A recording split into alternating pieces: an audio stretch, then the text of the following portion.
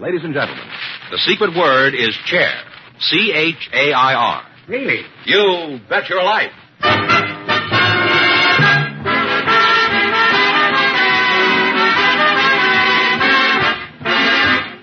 It's Groucho Marx in You Bet Your Life, the comedy quiz series produced and transcribed from Hollywood and brought to you by the DeSoto Plymouth Dealers of America, who invite you to see and drive the most exciting car in the world today, DeSoto for 1957. The most exciting car today is now delighting the far highway. It's the lovely, it's the Namek, it's the Soto. Exciting style to please the eye, exciting power to pass them by. It's the lovely, it's the Namek, it's the Soto. And now, the one, the only...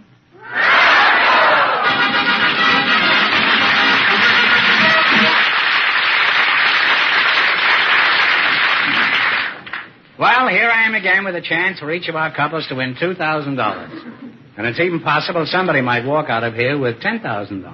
Well, Groucho, before I introduce the first couple, I'd like to say that the charming lady from Tusa, Italy, Bettina Consolo, is here again tonight, and she'll be out here later in the show to see what kind of a plot you've cooked up for her. Good work, George. And since she's a good cook, I trust she has something cooked up for me, too. I wouldn't be a bit surprised if she has.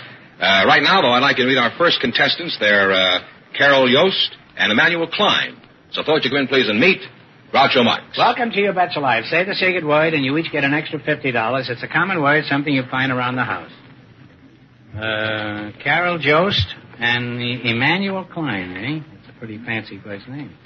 Well, they always say age before beauty, so who will I talk to first? What do you think? Carol, how old are you? 29. 29. And Mr. Klein, what is your age? 77. Oh, well, you're a fine-looking lad for 77. Should I call you Emmanuel, or do you have a nickname? Uncle Manny, I'm called by most everyone. Uncle Manny? Yes. Oh. Uncle Nanny or Uncle Manny? Manny. Oh, I thought perhaps you were a goat. Oh. I think you're trying to get my goat here. Okay, I don't know what I would do with your goat if I had it, Manny. Well, you might be kidding me. Oh. I say, you're pretty sharp there, aren't you, huh? Where are you from, Manny? I was born in Cincinnati, Ohio, February the 15th, 1880. 1880, huh? Now, Carol, where are you from? I'm from Getty, South Dakota. Then we moved to Pekin, Illinois, and finally settled in Los Angeles. Oh, you're married, I assume, huh? Yes, I am. How did you meet your husband, then? Well, he was in with the young group that my aunt was in. They were all sort of dating together, and she took me down to the little cafe where they always met, introduced me to him, and he swung around on the stool and smiled at me, and I just went overboard about him. You went overboard? Was this on a boat? No. Well, you sound like you were really sold on this fellow, huh? Oh, I was. Are you just as mad about him today as you were then? Well, it's pretty hard to be mad about anybody after 11 years, especially after you hear him snoring. Would you like to cure him of snoring? I certainly would. Well, have you tried holding his head underwater for about 12 hours? You know, we had a woman on the show one time who had a cure for snoring, and it really worked. Oh, what was Would that? you be interested in hearing? I'd love to hear it. She said when her husband went to bed at night, she strapped an orange in the middle of his back, and every time he rolled over and started to snore, he felt this orange, and he was uncomfortable, and he'd roll back on his stomach again. And a friend of mine tried that on her husband, and at the end of a year, her husband was still snoring. But she had 112 gallons of orange juice.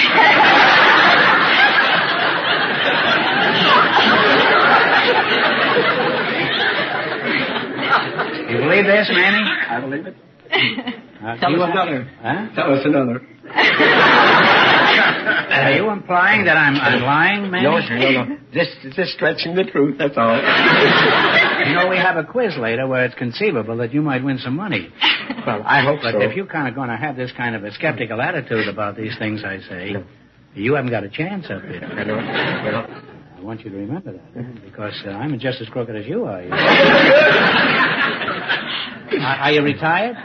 No, sir, I'm in business for myself. I've been in business for myself all my life, excepting 5 years. Mm-hmm. I'm in the antique business. You're in the antique business? Yes, sir. Now, do you have any other interests aside from antiques? Yes, I happen to be a jingle advertising man. Oh. I took that up 7 years ago with a 5th grade education, and I'm not afraid to say I'll challenge anyone in the country, regardless of their education, to beat me for speed and originality. You write jingles for I do. Advertising? And in spite of that, you've lived 77 years? Yes, sir. Yes, sir. What kind of customers do you have for your advertising? Why, mostly professional people. I write a little advertising jingle. As a matter of fact, if you'd like, I'd be glad to write you one right now. Well, I'm not that eager, but could you give us an example of a jingle that increased somebody's business? Yes, sir. Well, the first one I wrote was for a plumber. I do not write any fiction. Everything I'm repeating is I don't have to remember because it's the truth. Is this the poem?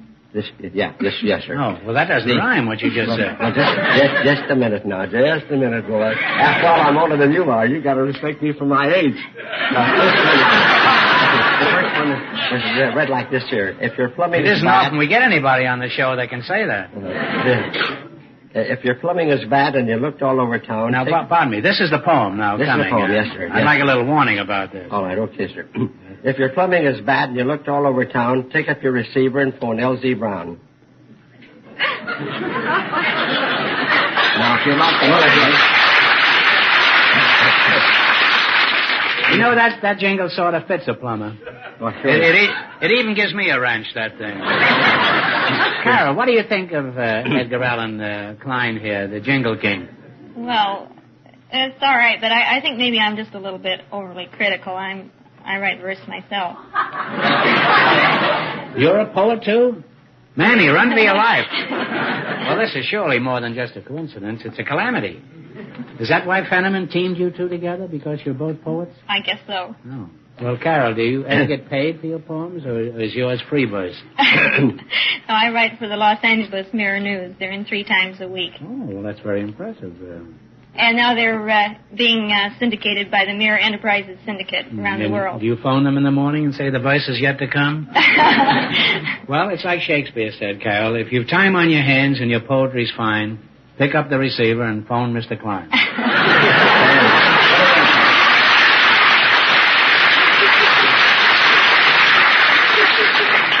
What do you write about, Carol? Well, I write about the children and my husband. You have children? Yes, and my husband, myself, and it's... And is that enough to keep... to write 3 poems a week just about your immediate family? Yes, and it's... Don't you require more children? No, I think that's enough. And, could you give us one about your husband? Well, most of my favorites are a little insulting to my husband, so I'll pick out another one. All right, pick one out that isn't too drastic. I like Knighthood in Flower. Oh, so do I. But give us the poem anyhow, huh? He's lost a lot of gallantries he used in courting days, like opening a door for me or helping in small ways. Now, when I go out to the car, I find he's gone before and settled down behind the wheel while I close my own door. When we were wed, he said, no more would I do things alone. I never knew he meant to build me muscles of my own.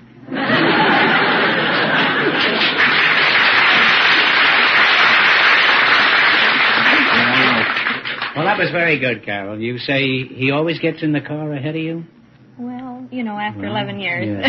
Well, no. That isn't a lack of gallantry, Carol. No, but he does it for a very good reason. He's probably seen you drive, and he wants to get to the wheel first.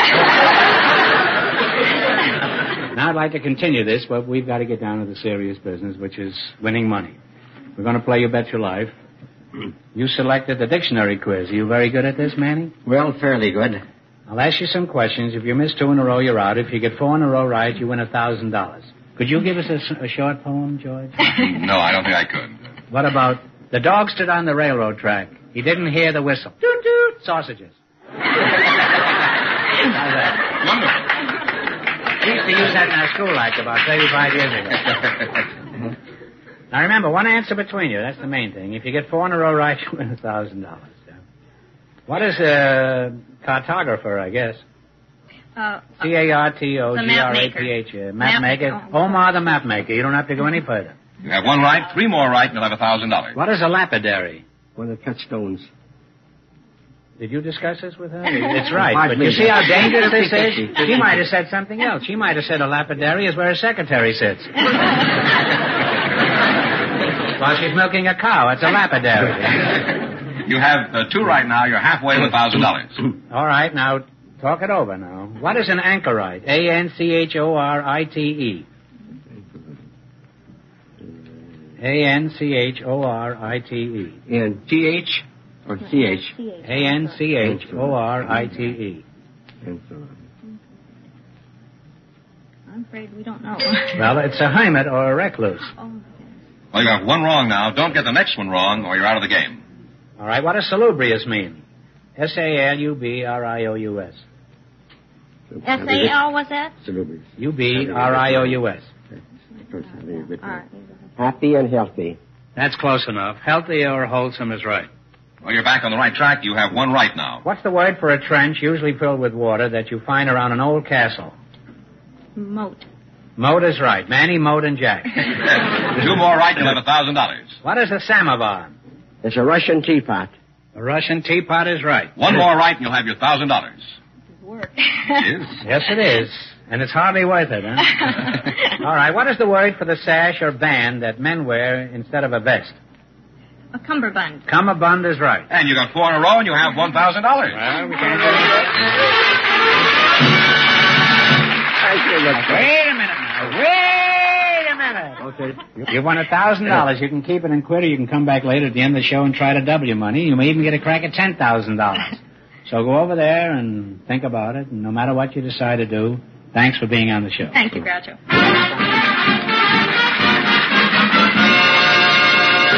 Now, Groucho, as we promised, our friend from last week, Bettina Consolo, is back here to see you again. You mean she's been standing here since last week?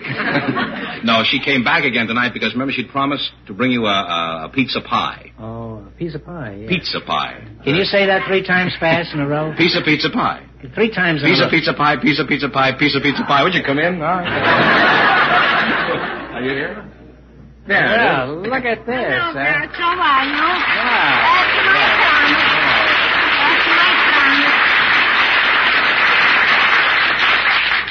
Looks like 2 bath mats. Are you sure this is a pizza? That's a pizza. Oh, well, it looks wonderful. This got No. a salsiccia italiana. It's got a what? Salsiccia italiana. Oh, and what is this got? And this mozzarella e anchovy, delle calecche, delle lilagnenze, Oh, you... and cheese, Cheese, huh? and a dog. And a dog? And a dog. There's a dog inside of one of these. Oh, no, it's a dog. Flower dog. Oh, I thought you said a dog. I thought you No. meant a chow. Because we're going to have chow later. Now, well, you fooled me. I thought they were hubcaps. Well, before you know, you got to warm it up in the oven. Well, thanks. It's just what I've always wanted, Bettina. Nice, a glass of wine or glass of beer. Yeah. They go so just nice.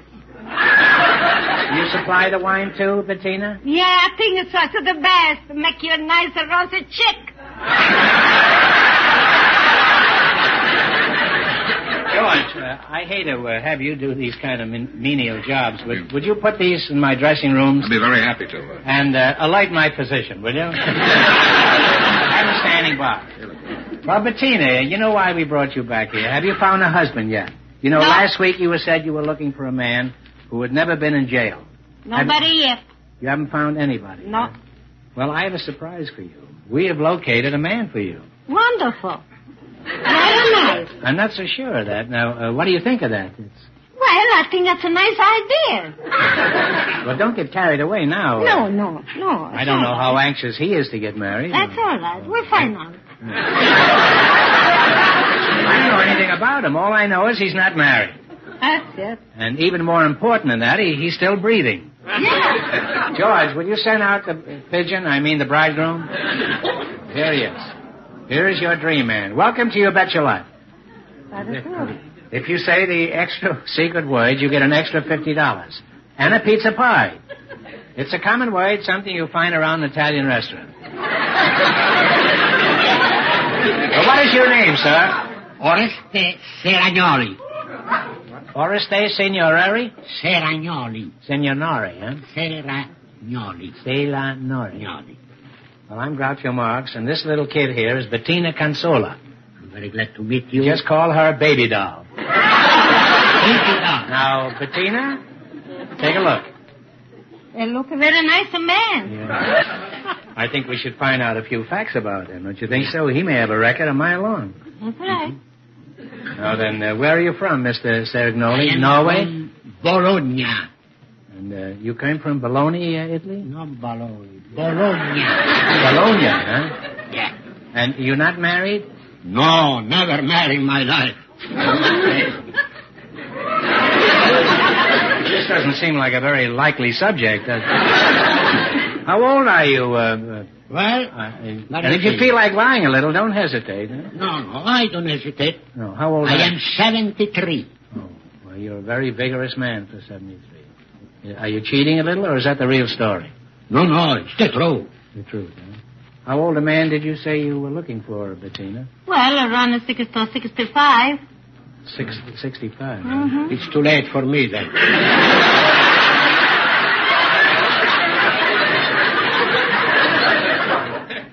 Bettina, we've got to prove to Arresty that you'd make a better wife than a lot of other women who are looking for husbands. In your opinion, what do other wives do wrong? Oh, a lot of things, Groucho. Well, what, for example? A lot of things. So they don't know about to spend the money. Bum housekeepers? Yes, a bum housekeeper, and then stay on the phone all the day long, and they don't get about the house. Huh? You stay on the phone all day? Stay on the phone and talk to all the friends. What are they doing? Where are we going? What are we going to do tomorrow? What are we going to do tonight? And all the things, talk, and the husband coming home in the night, and they find all the mess all over the place.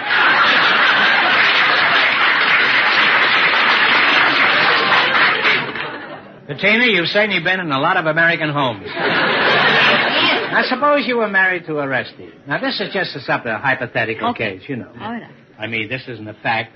We're just building this now. Fine. Now, suppose he came home late some night. Would you ask him where he'd been? Oh, yes. That's the first thing I'm going to ask her. I want to know where they've been, why they're coming home late. If I wait all the day long at home, cooking, clean the house, if everything is ready for my husband when they're coming home in the night, well, what would where you you say? been all the day? I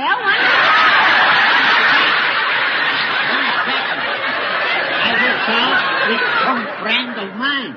How is it you never got married, Arresty? Well, I tell you the truth. That isn't I necessary, like but go ahead. Free. What's that? See, I say why I like to be free, to go everywhere where I like, without asking my wife. And to anybody. Bettina, would he have to ask you if he wanted to go out in the evening to the racetrack or something? Well, and she says you want to be free. Let us stay free.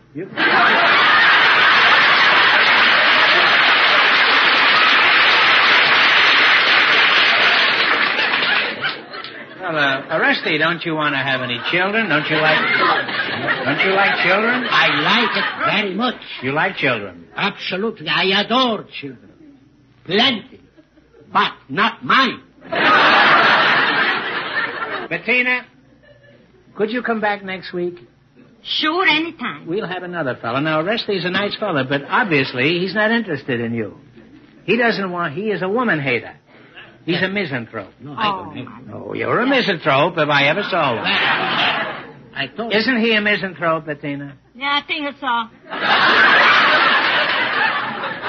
Well, let's see how smart Arresty is. He's going to play You Bet Your Life. Now, Bettina, how much did you win last week? We went broke.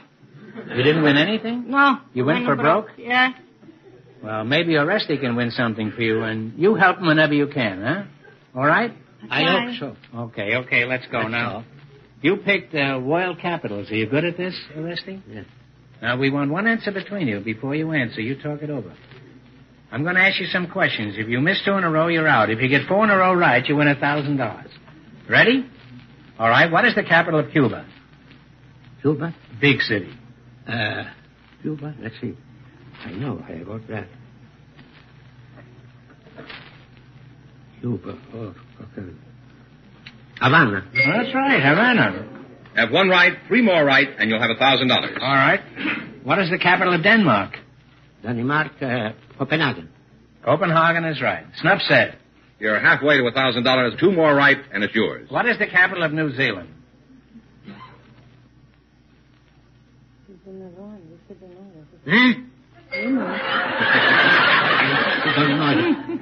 Well, it's Wellington. It was named after the Duke of Wellington, I believe. You have another chance. You have one wrong now. Don't get the next one wrong, or you're out of the game. What is the capital of Egypt? Egypt, Talk it over. Egypt is, I know. It's, Alexandria? No, I'm sorry. It's Cairo. Cairo. Well, They lost, huh? They're out of the game, yes. I'm sorry you missed 2 in a row. We don't want you to go away broke, so I'm going to ask you one question for $100, okay? All right, what city is famous for Boston baked beans? Italy.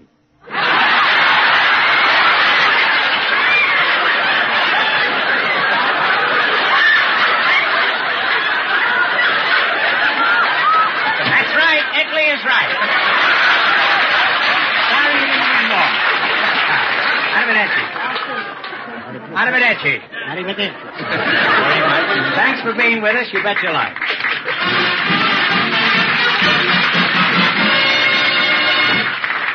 And Bettina, you be sure to come back here next week. And now, in just a moment, we'll find out if our first couple will try for a chance at the big money. All right, George, bring out our first couple, and we'll find out what they're going to do. All right, Carol Jost and Emmanuel Klein, you come back, please.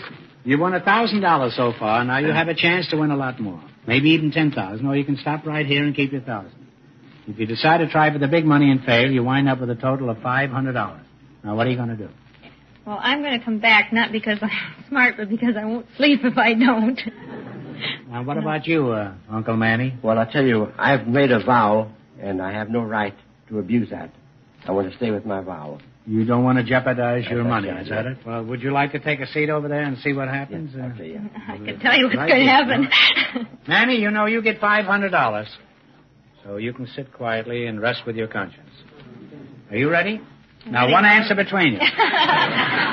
You know what this means now. You have a chance to win a lot more. If you fail, you wind up with a total of $250. Mm-hmm.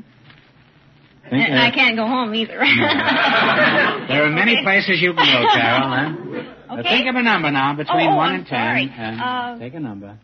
2. 2, and give it a swing.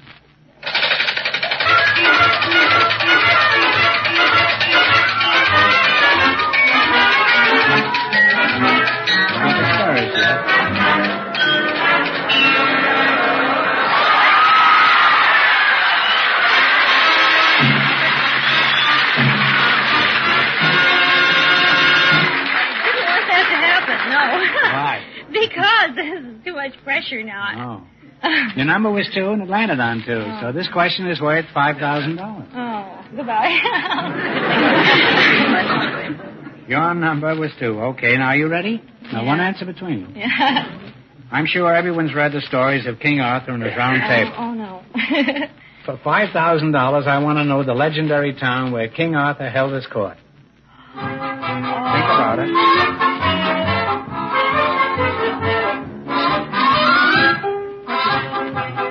Wait a minute.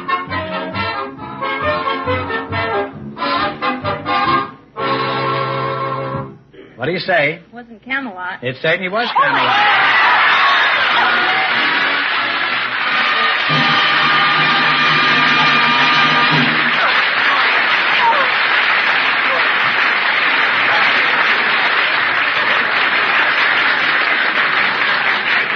There goes the husband, the poetry, the 3 children, and everything, huh? Well, what are you going to do with that money? Well, gosh, with 3 boys, our house is sort of busting at the seam. I think I'd like to make it a little bit bigger. Well, that's wonderful. Congratulations for being with us. You bet your life.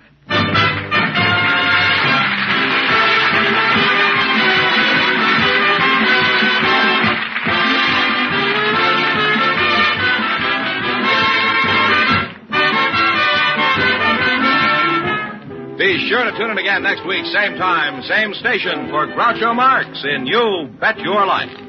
Don't miss the Chrysler Corporation's big TV show on another network. And don't forget Groucho's TV show, also brought to you by the DeSoto Plymouth Dealers of America, who invite you to visit your neighborhood showroom today to see and drive the most exciting car in the world today.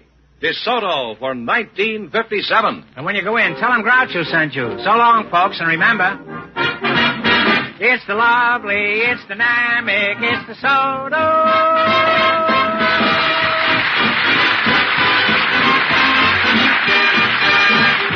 Folks, here's a reminder from the National Safety Council. Don't jump the gun when the signal changes. Give the walkers a break. You Bet Your Life, transcribed from Hollywood, is produced by John Goodell. Directed by Robert Dwan and Bernie Smith. Music by Jack Meakin. This is George Fenneman signing off for the DeSoto Plymouth Dealers of America. You Bet Your Life is heard by our armed forces throughout the world.